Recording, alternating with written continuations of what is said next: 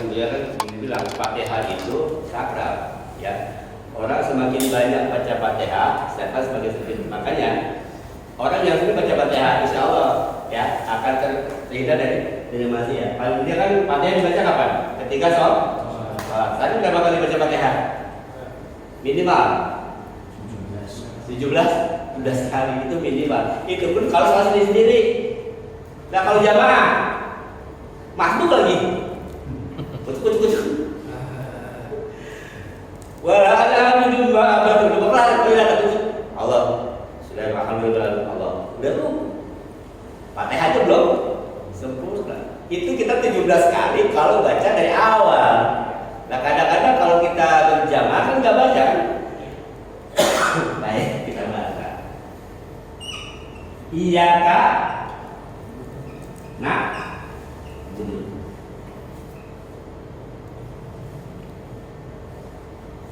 Wa iyyaka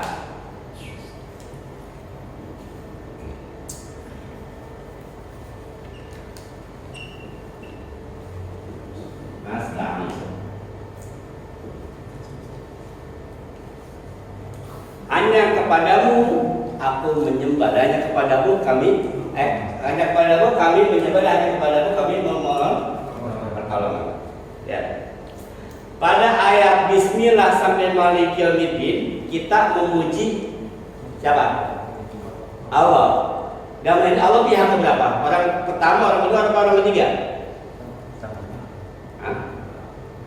Nih kalau kita lagi belajar bahasa Indonesia nih, kan ada orang pertama, orang kedua, orang ketiga. Orang pertama berarti kita. Orang kedua orangnya lawan bicara. Itu orang kedua. Orang ketiga berarti dia kan. Nah, pada Bismillahirrahmanirrahim, Alhamdulillahirabbil alamin, Arrahmanirrahim, Maliki Yaumiddin, kita memuji siapa? Allah. Kita puji Allah berhadapan enggak? Allah pada ayat yang tadi sebagai orang yang ketiga. Baik, sembah Allah, Allah yang mana? Allah yang Rahman dan Rahim, Allah yang patut dipuji, Allah yang menguasai kiamat, itu berarti ketiga, pihak ketiga, orang ketiga. Nah, ketika masuk kayak ini langsung berubah menjadi orang kedua, lawan bicara. Iya kak di sini menandakan kamu, hanya kepada engkau. Langsung kan? Yang tadi pihak ketiga langsung jadi pihak kedua. Nah, disinilah iya karena dua yang terjadi ayat inilah yang disebut dengan ikrarnya manusia kepada Allah. Di sini manusia berikrar, berjanji kepada Allah, cuma mau menyembah Allah doang, cuma mau minta tolong sama Allah doang.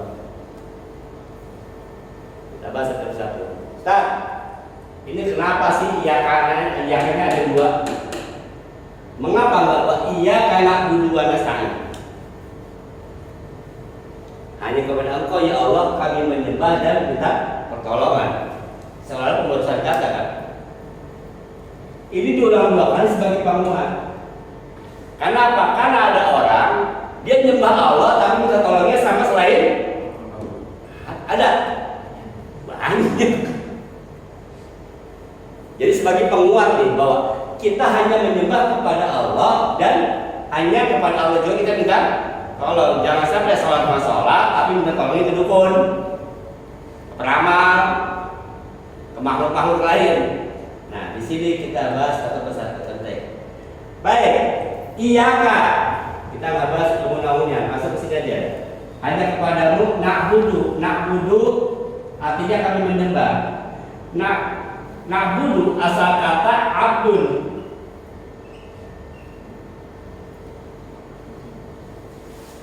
Abdul, apa Abdul? Hamba banget. Abdullah, hamba Allah. Sering tuh kita dengar kata Allah, tapi kalau Inggris donasi 20.000 kata Allah. Wah maksud hamba Allah tuh. Abdul itu artinya, nah Abdul ini memiliki 3 makna. Macam lagi. Yang pertama, Abdul itu artinya apa? Hamba. Yang namanya hamba itu Pak, kerja digaji. Ya beda nih, hamba sama pembantu beda. Kalau pembantu rumah tangga, dia kerja di rumah kita tapi masih bayar. Itu pembantu rumah tangga, iya teh. Kalau yang namanya budak, hamba ini sama apa? Budak. Budak dibayar kan?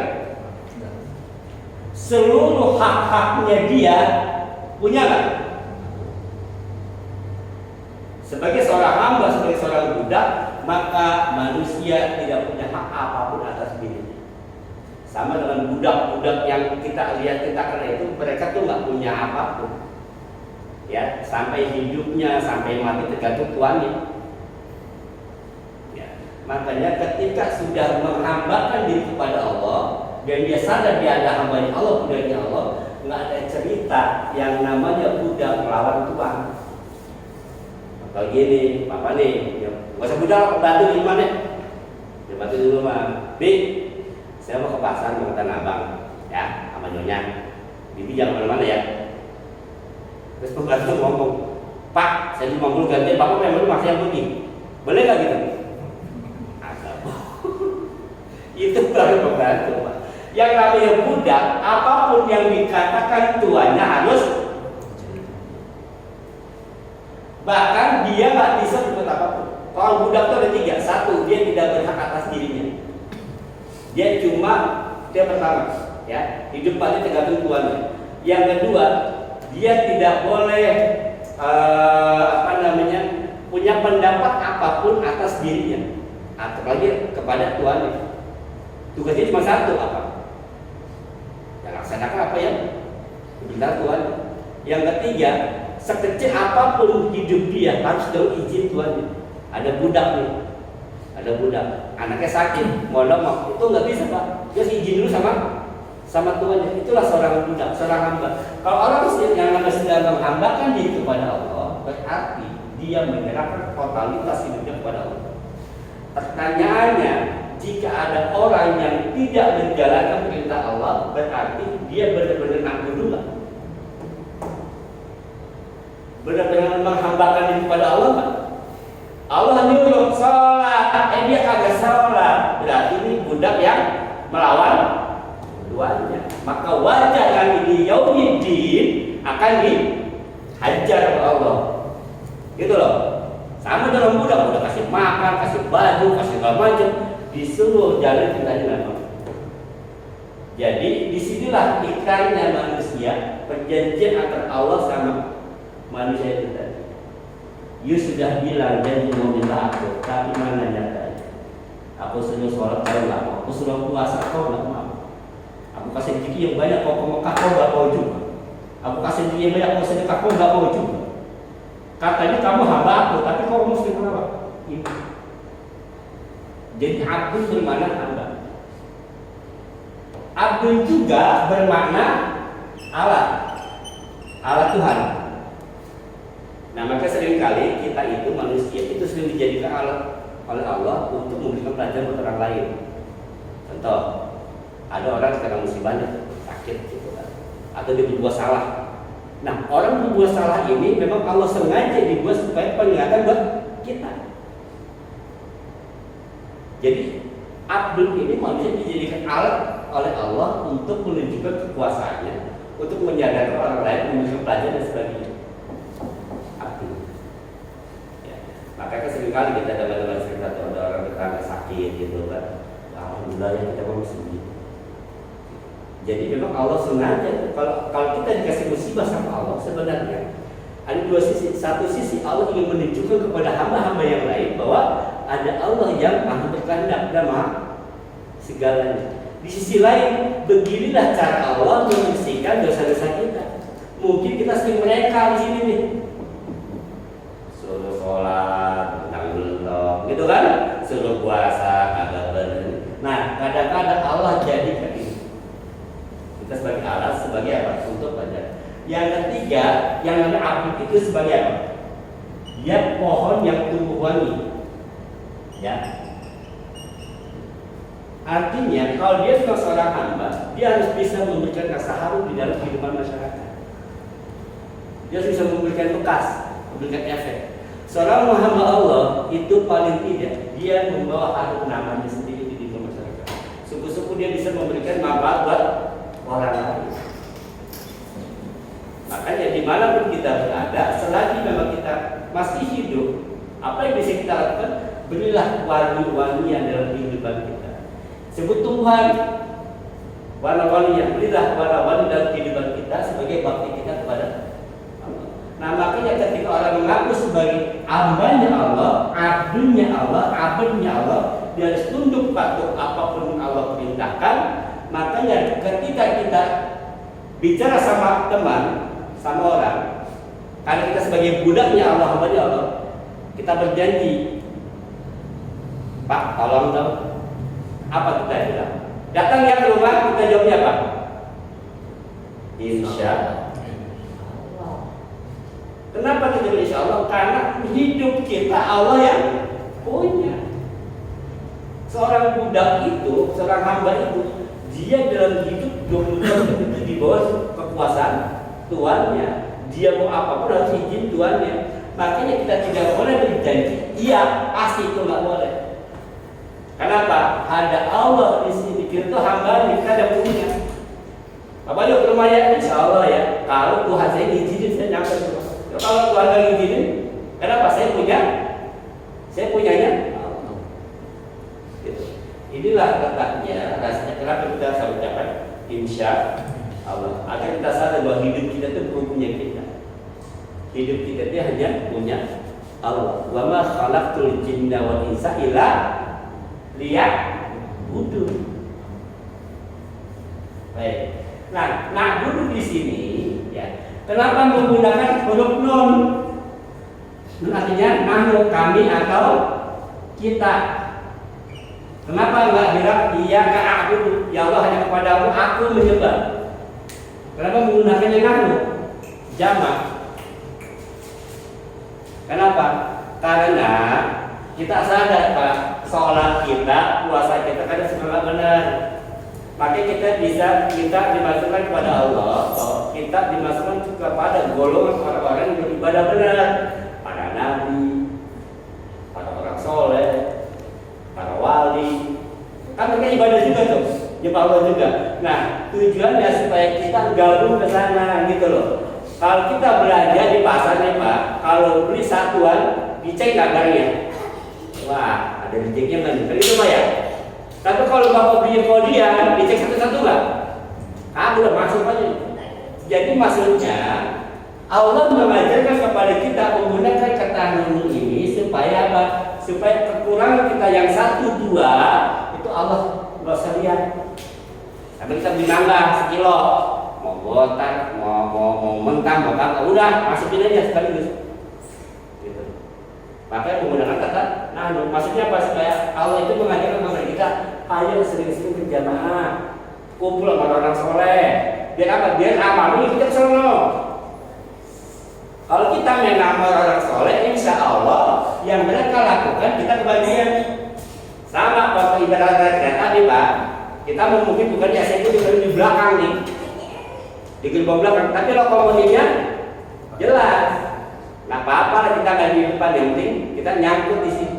Nah ikutilah rel ini, gerbong ini, ya. Kita mau ke Surabaya, pilihlah lokomotif yang menuju Surabaya. Walaupun kita di bagian belakang, kagak apa-apa, yang penting masih ikut rombongan, gitu loh maksudnya. Nah Allah ngajari kepada kita menggunakan kata nahnu, bukan a'budu, bukan saya menyembah, tapi kami menyembah. Tujuannya supaya apa? Ibadah kita, penambahan diri kita yang kita lakukan itu agar disertakan bersama orang-orang yang Allah kasih nikmat. An-amta alaihim, kita nyambung nanti di ayat itu. Siapa? Minan nabiyyin wasiddiqin wasyuhada was sholihin wa hasuna ulaika rafiqa. Jadi di sini kita minta pada Allah. Wa iyyaka nasta'in. Dia hanya kepadamu ya Allah kami memohon pertolongan. Kadang-kadang Nabi masyarakat, kadang-kadang kita suka nggak bisa bedain, ya. Pak, kita kalau sudah tahu Allah nggak boleh orang musyrik. Kan gitu sebenarnya gitu ya. Kita Allah langsung yang orang musyrik nanti gitu. harus paham Pak, dalam konsep hidup itu ada yang namanya sunnatullah, ada yang namanya iyanatullah. Kalau sunnatullah itu hukum alam, contoh hukum sebab akibat, itu namanya sunnatullah. Bahwa kalau matahari tenggelam pasti gelap, itu udah hukum alam.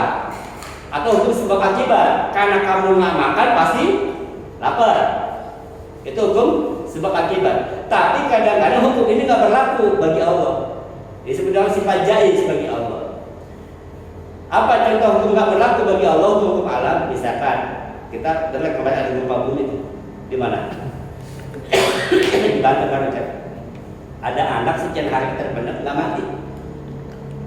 Secara hukum alam harusnya mati, tapi Allah dia jadikan dia mati. Nah makanya kadang-kadang kalau yang seperti ini namanya bukan sunnatullah, tapi iyanatullah. Nah ada pun kalau orang sakit, kenapa ke dokter kan gitu? Kenapa ke dokter? Bahwa memang Allah sudah menciptakan sistem ini, bahwa Allah memberikan obat-obat itu kepada orang-orang tertentu, dan ini adalah para tabib atau dokter. Jadi kalau kamu ingin berobat ke sana, jadi berobatnya kita ke dokter itu bukan kita percaya sama dokter, kita jalin kita Allah seluruhnya, kita hidayahnya ke sini, ke dokter, gitu loh. Paham ya? Bukan kita minta tolong sama dokter, kita minta sama Allah coba melalui ini, Allah jadinya ke sini. Sama dengan siklus hujan. Allah menurunkan hujan dari langit. Allah menurunkan hujan dari langit. Cuman prosesnya seperti apa? Kan gitu kan? Nah Allah membuat sebuah sistem. Sistemnya bagaimana? Air laut dibikin nguap, itu sistem kan? Naik ke atas, di bawah awan, beda suhu, turun hujan. Itu memang Allah buat sistem seperti itu. Itu namanya hukum alam. Itulah sunnatullah Pak. Itulah sunnatullah. Maka ada istilah karma. Karma itu sebenarnya kan ya bisa nggak mengenal karma ya. Ada sunnatullah. Karena apa? Ada hukum sebab akibat di situ. Kalau berdasarkan ayat tadi, Allah nurun hujan dari langit. Langit yang mana? Oh enggak kok, saya belajar biologi nggak gitu hujan. Bukan Allah yang nurunin. Hujan itu air laut muap naik ke darat, turun hujan. Nah, makanya kalau kita tidak mempelajari ini dengan ilmu agama yang baik, tauhid yang benar, kita akan menafikan kekuasaan Allah. Bahwa hujan siklus yang seperti itu adalah memang Allah yang membuat sistemnya. Dibuatlah bumi ini wasyamsi tajri li mustaqarrin laha dzalika taqdirul azizil alim. Wal qamar qaddar manazil hatta wal qamar qaddar hatta, dan Allah jadikan wasyamsi tajri, matahari itu berjalan, bergerak. Maka kita mengadakan istilahnya dalam ilmu astronomi revolusi matahari bergerak. Apa yang bilang wasyamsu tajri limustaqarrilah, bergerak pada porosnya.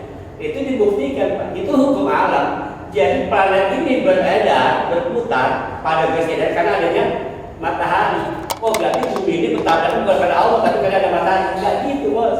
Itu memang Allah buat sistemnya seperti itu. Itu disebut dengan sunnatullah.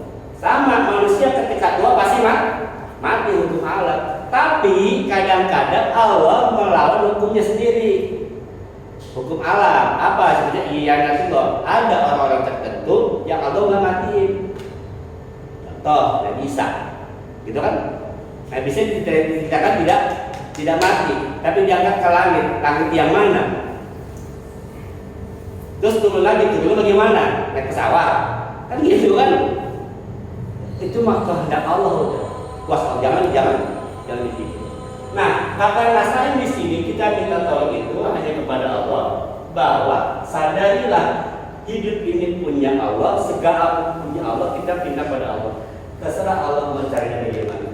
Ya, kita jangan terkungkung pada teori bahwa minta pada Allah bukan berarti ke dokter kita musyrik, bukan.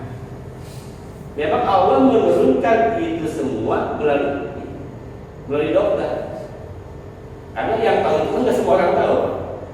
Seperti belajar, mengaji juga kepada hanya orang tertentu Allah berikan. Ini adalah hukum sebab akibat. Intinya Yang kita minta tolong kepada Allah, jangan sampai kita salah niat. Kita ke dokter, kita minta tolong sama dokter.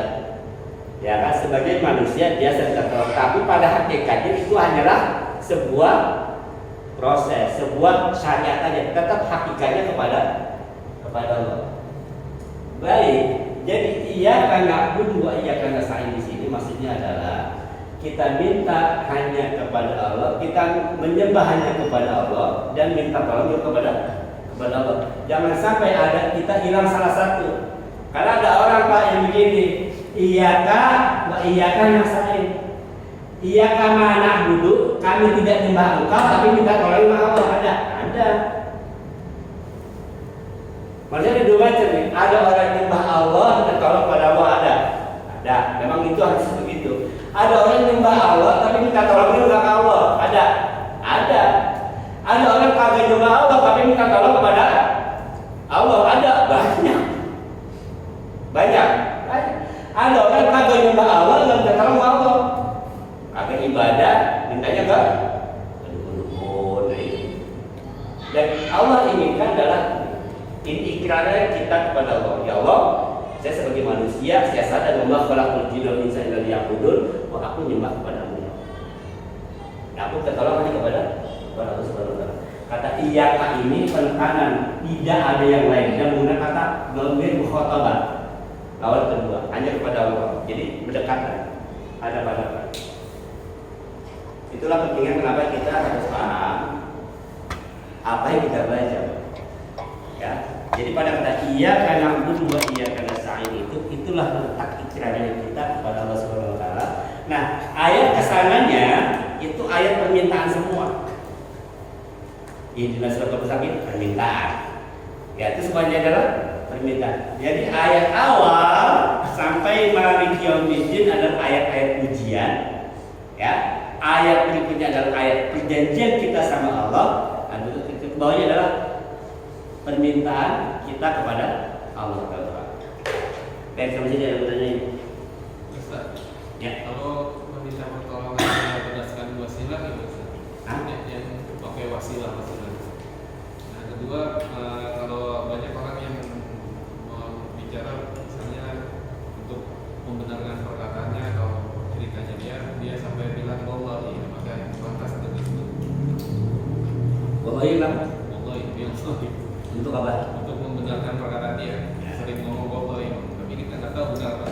Baik.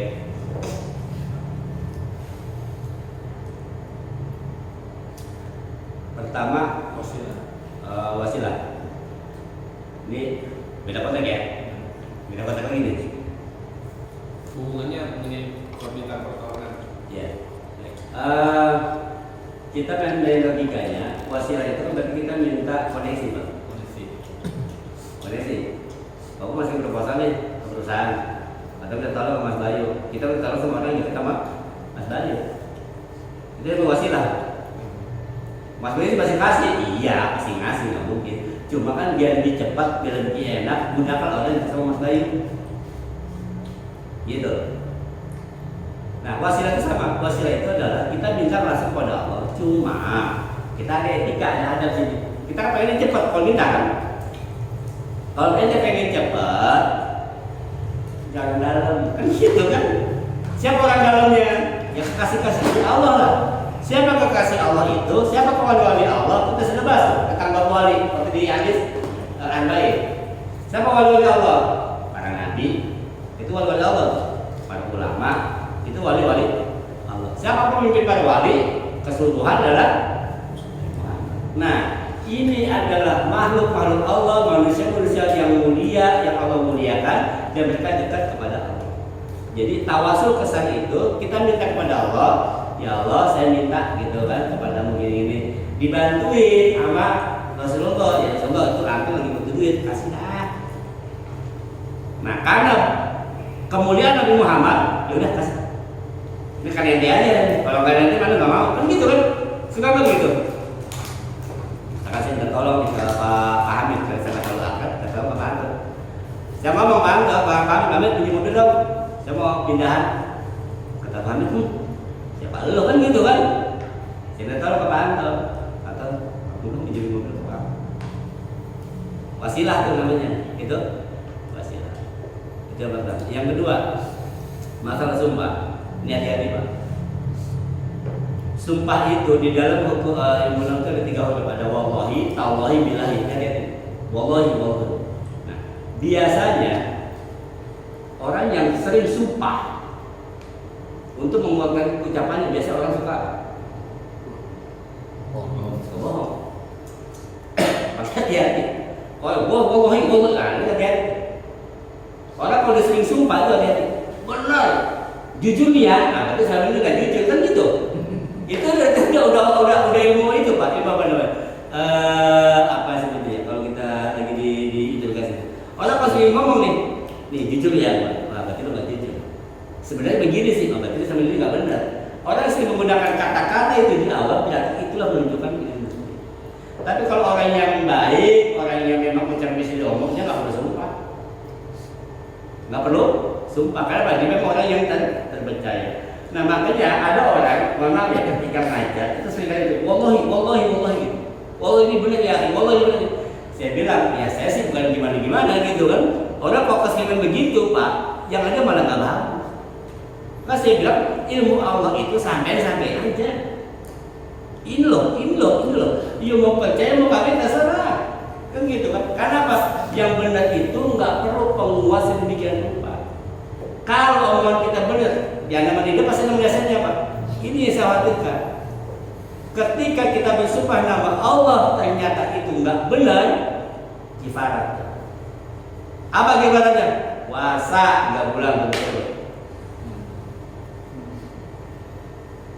Jadi nggak sembarangan. Kalau demi Allah hati-hati.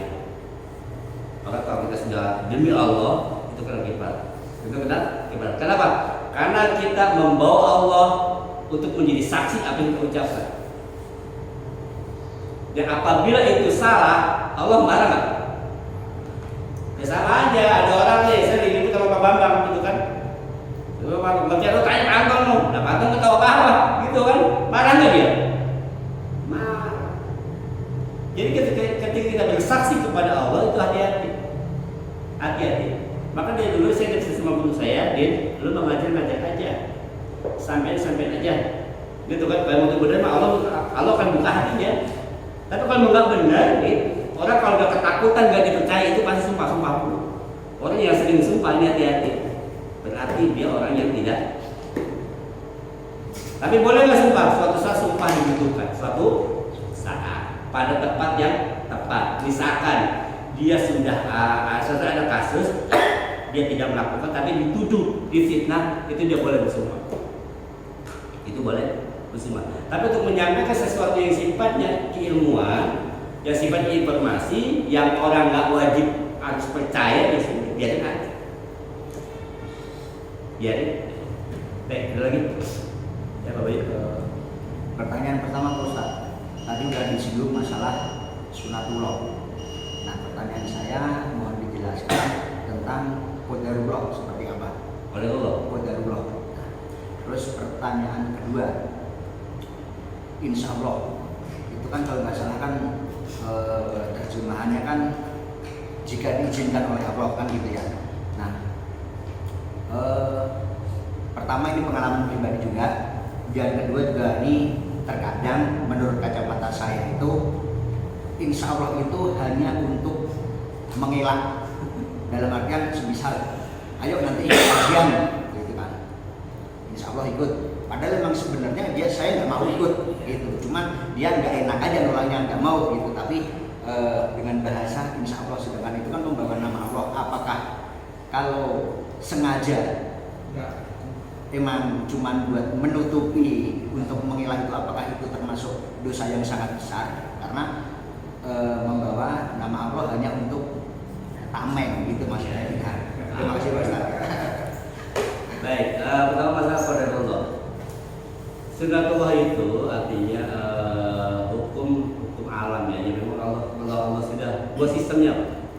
Seperti saya katakan tadi, hujan itu sistem seperti ini. Kalau manusia itu ketika dia ini sistem hukum alam nih, lahir nggak bisa jalan terus berkembang gitu lagi, itu sudah sistem, itu namanya sunatullah. Jadi bumi ini berputar siang dan malam, itu sunatullah semua. Nah, qadarullah itu adalah kemampuan Allah dalam membuat sistem itu. Kemampuan. Qadarullah. Qadar namanya. Kemampuan Allah dalam membuat sistem-sistem itu. Atau kemampuan Allah dalam melakukan sesuatu, itu namanya qadarullah. Nah, kalau sudah bicara qadarullah, berarti nggak ada yang bisa kalah. Apa menghalang? Itu kemampuan Allah SWT.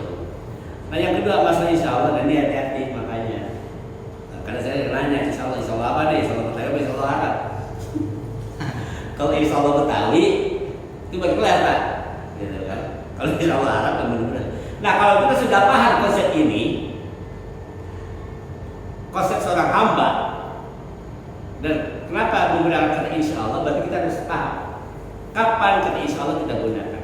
Kalau memang kita diajak diundang orang pada suatu undangan, dan memang kita nggak bisa, bilangnya nggak bisa. Kayaknya tanggal sekian sih ada acara kan, ya kan? Tapi kalau bisa, insya Allah saya hadir. Kita bilang dulu bahwa kita ada acara. Tapi kalau Allah izin, insya Allah Anda datang. Insya Allah Anda datang. Yang penting kita kasih tahu dulu bahwa hari ini kita nggak bisa. Tapi kalau memang kita kayaknya bisa nih, gitu kan? Kayaknya bisa sih, tapi insya Allah ya. Kita memang insya Allah ya, kita benar-benar memang pasrah, memang Allah pengen, gitu kan? Bukan pengen kita menghindar, enggak. Nah, cuman kenapa tetap digunakan kata insya Allah? Bisa jadi Pak, bisa jadi insya Allah itu memang harus kita gunakan. Bisa jadi ketika hari orang kita jadi sama orang itu betul-betul baik buat kita. Contoh misalkan dulu datang ke rumah ya, gitu kan? Ada perlu kita gitu, ya insya Allah ya. Nah, bisa jadi kalau Allah sayang sama kita, itu kita nggak dihadirin di situ sama Allah. Allah kasih kesibukan yang lain buat kita. Kenapa? Nyata kita di situ mau dibahayakan oleh orang. Kita mau dijebak, kita mau diapain gitu kan. Nah, Allah menjaga kita itu dengan cara yang lain. Nah, tujuan kita ucap insya Allah kepada orang itu, mau nggak datang? Oh, insya Allah. Nyata pada hari itu anak saya sakit. Bisa kejadian nggak? Bisa kejadian. Jadi walaupun kita waktu itu lowong, kita boleh insya Allah kita mau datang. Tapi Allah itu maha penolong. Bisa jadi ternyata hari itu kita mau dapat bahaya, Allah lindungi kita dengan cara anak kita dibikin sakit jadi nggak datang. Nah, kita nggak kesalahan sama orang ini. Saya nggak janji. Saya bilang insya Allah anak saya sakit. Jadi pengucap insya Allah itu kita benar-benar paham arti insya Allah adalah memang segala hidup kita ini sebagai seorang hamba itu atas izin Allah Subhanahu wa Ta'ala sebagai Tuhan. Kita sebagai budak, Allah sebagai Tuhan, maka Allah lah yang mengatur apapun yang kita miliki. Makanya semua fasilitas yang kita punya itu punya siapa? Itu aplikasi Allah. Jadi kita budak doang Pak. Budak itu karyawan banyak nih, pembantu gitu kan?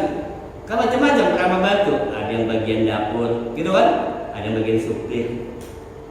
Nah, harta yang kita miliki ini adalah semuanya Allah punya. Mobil kita Allah punya, rumah kita Allah yang punya. Kalau kita datang ke dunia nggak bawa apa-apa, Bapak datang ke dunia bawa Honda Jazz, kan kagak ya Pak? Kagak. Datang sini bawa Honda Suzuki Spin, kan nggak juga. Itu semuanya nanti di mana? Allah. Dan apapun yang kita terima nanti kita akan tahu jawab. Dulu waktu di dunia kamu saya titipin mobil, saya titipin ini. Terus buat apa tuh mobilnya? Buat ini ya. Terus ini buat apa? Ini buat apa? Itu nanti akan diminta bertanggung jawab di hadapan Allah Subhanahu wa Ta'ala. Nanti kita bahas lebih lanjut masalah hidup seperti apa yang kita minta kepada Allah. Ya, doa-doa apa nanti kita minta kepada Allah. Baik, ada lagi? Ya.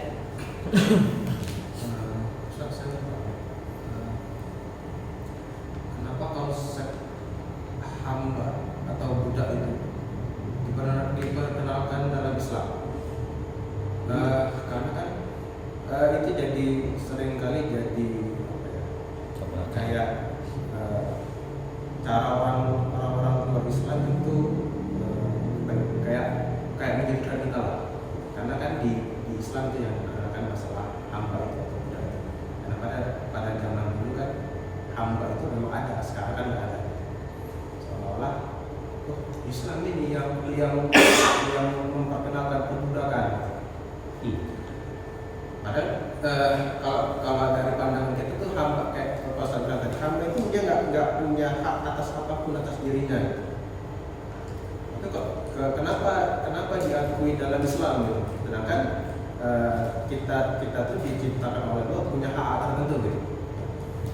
Dan itu juga di dalam, saya pernah dengar juga sebenarnya abdi itu salah satu panggilan yang paling tinggi dari Allah terhadap manusia. Ya ibadi gitu. Itu panggilan paling tinggi itu.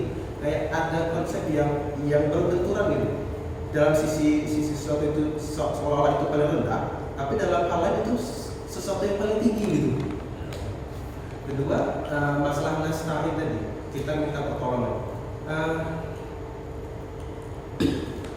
Allah nggak secara eksplisit menentukan caranya atau urutannya. Misalnya gini loh, kita misalnya berobat, kita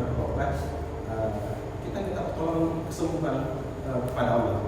Cuma Allah nggak nentuin yang mana jalannya.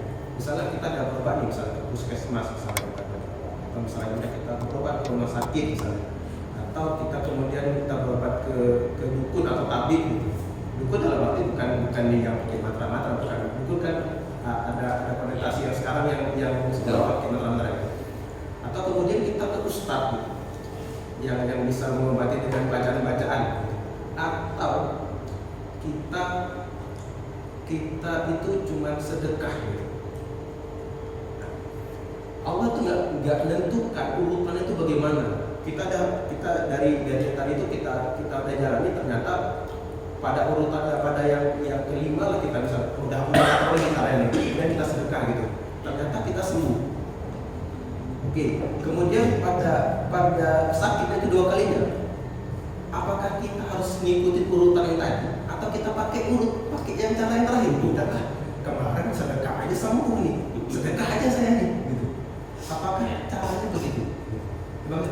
Ya baik. Sama-sama perbudakan. Yang perlu kita garis bawahi adalah perbudakan itu adalah tradisi jahiliyah. Ya, perbudakan itu sudah ada sebelum Islam datang.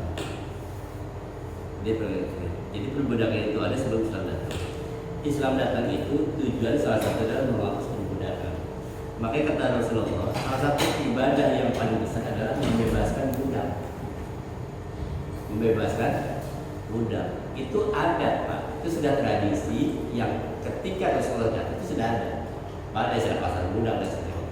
Islam datang itu dengan membawa konsep hak asasi manusia. Caranya itu perlahan. Bagaimana caranya? Adalah dengan cara membebaskan budak. Kita kenal dalam sejarah yang paling terkenal bagaimana seorang Abu Bakar As-Siddiq itu membebaskan Bilal bin Rabah. Ya kan? Bila saat itu menjadi budaknya Umayyah bin Khalaf, sudah dibeli, dibebaskan, dimerdekakan. Nah, itu tujuannya adalah untuk menghapuskan perbudakan yang ada pada masa itu. Nah, perlahan-perlahan Rasulullah mengatakan bahwa salah satu amal ibadah yang paling mulia, yang paling utama adalah membebaskan budak. Itu salah satunya. Dan diajarkan itu oleh Rasulullah. Tujuannya untuk menghapus perbudakan. Jadi bukan Islam yang memperkenalkan perbudakan, justru Islam itu menyoroti masalah perbudakan lalu dihapuskan perbudakan. Sementara di konsep agama lain nggak ada, gitu loh. Diputar balikan seolah Islam yang memperkenalkan budak. Nah, pada zaman dahulu budak itu memang nggak punya hak kuasa apa-apa. Bahkan disebutkan budak itu kalau mau dipakai, nggak perempuan nih. Pakai itu nggak apa-apa gitu kan. Nah, Islam datang itu karena mentalnya sudah mengakar, diberangkat sekaligus nggak bisa, perlu pelan-pelan. Ya alhamdulillah sekarang itu sistem perbudakan tidak ada, tapi mental orang-orang ini masih ada mentalnya ya. Maka jangan ya kalau di Solo itu diharapkan di sana, baik orang-orang yang masih memandang rendah orang-orang non Arab itu masih ada. Karena mental itu masih ada, Pak. Ya, tapi perlahan sudah mudah. Jadi dia perlu ditegaskan bahwa perbudakan itu tidak dikenakan oleh Islam. Itu perbudakan sudah ada sebelum Islam datang. Islam datang justru untuk membebaskan manusia dari perbudakan. Contoh yang paling gampang adalah bagaimana cerita Abu Bakar membebaskan Bilal bin Rabah. Belum lagi ketika orang masuk Islam, dia punya budak tuh dimerdekakan. Ya. Itu yang pertama. Yang kedua, masalah penyebutan abdul. Iya, Allah itu menyebut manusia itu dengan sebutan abdul, bukan kepada para malaikat. Karena memang tugas penghambaan itu oleh Allah kepada para malaikat, kepada para manusia dan jin. Abdul itu kita sudah bahas, ada beberapa makna abdul di situ, ya, disebut abdul. Makanya disebut Abdullah, hamba-hamba Allah. Kita itu di mata Allah apa ya?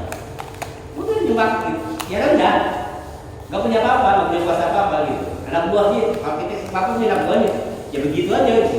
Cuma ada anak buah yang berprestasi, tetap disebutnya anak buah. Bapak punya karyawan nih, karyawan banyak kan? Ada yang rendah, ada yang dari satpam sampai manajer, tetap semuanya karyawan, cuma memiliki level-level. Nah, disebut karyawan itu sebuah kebanggaan. Bahwa bapak karyawan ini, bapak karyawan. Itu adalah sebuah kebanggaan. Tapi di balik penyebutan nama abdul itu, satu ada tugas yang harus dibeban oleh manusia. Satu sisi dia adalah sebuah kehormatan. Kenapa? Karena makhluk inilah yang memuliakan Allah. Makhluk inilah yang selalu melakukan Allah. Maka nanti di dalam ahli sufi itu bisa bedakan ada ibadah, ada ubudiyah. Kalau ibadah itu adalah kita menyembah Allah, itu ibadah. Tapi kalau ubudiyah, kita menghambakan diri kepada Allah. Satu sebeda, Pak. Jadi kalau ibadah itu cuma sekedar sholat, puasa, dan sebagainya. Tapi kalau ubudiyah, dia sudah totalitas menghambakan diri kepada Allah. Nah, Allah pengenkan kita tahu apa? Bukan cuma ibadah, tapi ubudiyahnya yang diperbaiki. Sebutan hamba satu sisi ada gerakan kemuliaan dari Allah, cuma sisi lain ada tugas yang harus dilakukan. Makanya orang-orang yang melakukan ibadah kepada Allah, menyembah Allah, patuh pada Allah disebutnya abdul. Tapi yang tidak menyembah Allah disebut hamba Allah. Sebutnya apa? Kau kafir kan gitu, bukan hamba. Karena dia menutup. Kafir itu asal kata kufur. Nah kemudian jadi masalah pertolongan. Nasta'in itu, pertolongan itu, Allah itu kan memang tidak ada cara-cara khusus buat kita untuk minta tolong pada Allah. Tapi Allah sudah kasih gambaran. Ketika kita sakit, ya Allah kan nyuruh kita berobat. Tapi Allah tidak memonopoli bahwa rasa sembuh itu akan ditipu oleh dokter. Enggak. Allah tidak pernah menjanjikan kesembuhan orang oleh dokter. Enggak. Tapi Allah mengajar kita ikhtiar. Allah pilih orang-orang tertentu yang dengan dia itu Allah kasih kesembuhan oleh dia. Maka jangan aneh ketika ada orang datang ke ustaz kasih air doang, kan sebab doang. Bapak datang ke dokter, cuap-cuap dikasih obat yang isinya cuma tepung, kan gitu kan? Tepung kasih jeli, dikerasin, dimasukin dalam kapsul. Nah sama dengan air, itu semua syariat, hakikatnya kepada Allah. Jadi Allah tidak pernah menjanjikan dokter sebagai penyembuh. Tapi dokter salah satu cara kamu untuk ikhtiar. Kan tinggal bagaimana kemampuanmu. Kalau memang kamu punya harta banyak, silakan ke dokter, rumah sakit kalau perlu. Tapi kalau memang kamu orang miskin, nggak punya apa-apa, apakah berarti dia nggak punya hak tersebut? Allah kasih cara lain. Tuh ada Pak Ustadz yang di pojokan, minta air kamu kasih. Jadi pertolongan itu Allah tidak untuk hanya pada satu golongan. Itu pertama. Yang kedua, bicara cara tergantung kondisi kita, Pak. Kondisi kita. Yang paling kita mampu silakan aja. Cara pertama, kemudian sedekah. Kata Rasulullah, as-sadaqatu tudfa'ul bala. Sedekah itu mencegah bala. Makanya ada orang-orang dulu dia yakin bahwa dengan sedekah itu bisa mengobati penyakit. Ya, ada orang gitu. Dia udah masuk ke dokter, sedekah aja. Nah, kayak gini. dia sedekah itu dalam harapan orang itu doain. Biar sehat ya Pak, gitu kan? Doain. Biar sehat ya Pak, biar sehat ya Pak. Itu wasilah itulah. Karena kita wasilah dengan amal. Kita minta pada Allah untuk disembuhkan penyakit dengan wasilah kita sedekah.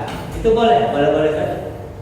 Ya, boleh saja. Cuma kalau bicara ikhtiar, orang itu ketika dia sakit dia berobat. Ketika sakit dia berobat. Nah, tapi ketika dia sedekah itu bagus. Ya memang dianjurkan. Cuma kembali tadi Pak, tidak cukup dengan kita sedekah. Ada ikhtiar yang tepat sasaran. Ketika Bapak kebacok jebret gitu kan, kena pisau, masa sedekah? Ya enggak, ke dokter dulu, berobat. Nah, yang perlu diyakini terakhir adalah sekecil apapun rasa sakit yang Allah kasih kepada kita, itu pada akhirnya adalah sebagai penghapus dosa.